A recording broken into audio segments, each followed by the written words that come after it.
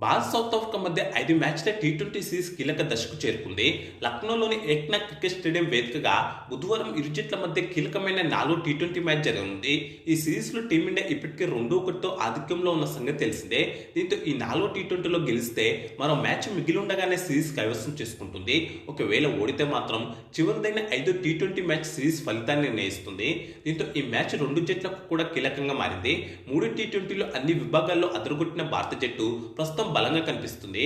4 టీ20లోని ఇదే జోరును కొనసాగించి సిరీస్ పట్టేయాలని పట్టుదలగా ఉంది. కాకపోతే captain Suryakumar Yadav, vice captain Shubman Gill fail of form టీంకు పెద్ద తలనొప్పిగా మారింది. టీమిండియా గెలుస్తున్నప్పటికీ వీరిద్దరూ పరుగులు చేయకపోవడం ఏదో ఒక రోజు పెద్ద మైనస్ గా మారనుంది. అది ఈ సిరీస్ లోనే జరిగిన ఆశ్చర్యపోవాల్సిన అవసరం లేదు. ముఖ్యంగా గిల్ ఏదో చేస్తాడని జట్టులోకి తీసుకొచ్చి ఫామ్ లో ఉన్న సంజు సామ్సన్ ను తప్పించి మరీ ఓపెనర్ గా పంపిస్తున్నారు. దీంతో టీమిండియాకు శుభారంభాలు కరువయ్యాయి. హెడ్ కోచ్ గంభీర్ ఇది పెద్ద తలనొప్పిగా మారింది. లేనిపోయిన ప్రయోగాలు చేసి జట్టును నాశనం చేశాడని ఇప్పటికే పలువురు అంటున్నారు. ముఖ్యంగా సంజు సామ్సన్ కెరీర్ నాశనం చేస్తున్నాడని అతని అభిమానులు గంభీర్పై దుమ్మెత్తి పోస్తున్నారు. సూర్య కూడా కెప్టెన్ అయ్యాక బ్యాటర్గా ఏమాత్రం రాణించలేకపోతున్నాడు. దీంతో భవిష్యత్తులోని టీమిండియా రాణించాలంటే వీరిద్దరూ ఫామ్లోకి రావాల్సిన అవసరం ఉంది. మరోవైపు 4 టీ20కి టీమిండియా తుది జట్టులో 3 మార్పులు చేసే అవకాశాలున్నాయి.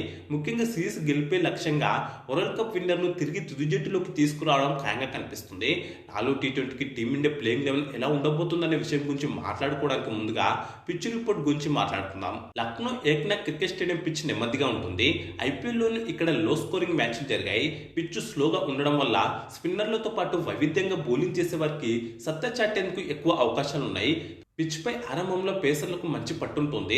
బంతి స్వింగ్ అవడం వల్ల ఆరంభ ఓవర్లలో పేసర్లను ఎదుర్కొని పరుగులు చేయడం అంత ఈజీ కాదు. ఇక్కడ బ్యాటర్లు పరుగులు చేయాలంటే క్రీజ్లో టైం స్పెండ్ చేయాల్సిన అవసరం ఉంది. క్రీజ్లో సెటిల్ అయితే మాత్రం పరుగులు ఈజీగా వస్తాయి. మిడిల్ ఓవర్లలో స్పిన్నర్లతో పాటు బ్యాక్ ఆఫ్ లెంత్ తో బౌలింగ్ చేసే పేసర్లు ప్రభావవంతంగా ఉంటారు. ఇక మొదటి 3 టీ20లో మాదిరిగానే ఈ మ్యాచ్ లోని సెకండ్ ఇన్నింగ్స్ సమయంలో మంచి ప్రభావం ఉంటుంది. దీంతో చేజింగ్ చేసే జట్టుకు బ్యాటింగ్ ఈజీగా ఉండే అవకాశాలు ఉంటాయి. కాబట్టి టాస్ గెలిచిన కెప్టెన్ ముందుగా బౌలింగ్ ఎంచుకోవడం ఖాయమనే చెప్పుకోవాలి. అలాగే టాస్ సగం మ్యాచ్ ఫలితాన్ని నిర్ణయించే అవకాశాలు ఉంటాయి.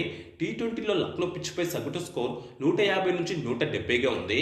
ఇక ఇప్పుడు టీమిండియా ప్లేయింగ్ లెవెల్ ఎలా ఉండబోతుందనే విషయానికి వస్తే వ్యక్తిగత కారణాలతో 3 టీ20 మ్యాచ్కు దూరమైన పేసర్ జస్ప్రీత్ బుమ్రా ఈ మ్యాచ్లో ఆడడం ఖాయమే.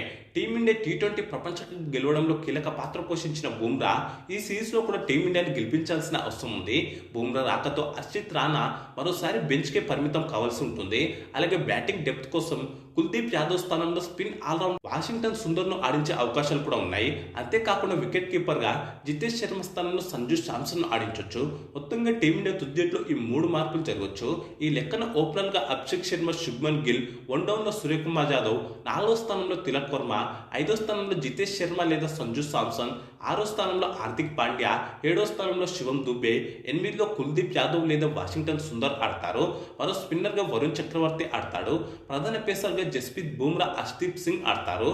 అయితే టీమిండియా ప్లేయింగ్ లెవెల్ ఎలా ఉంటే బాగుంటుందో మీ అభిప్రాయాన్ని కామెంట్ చేయండి.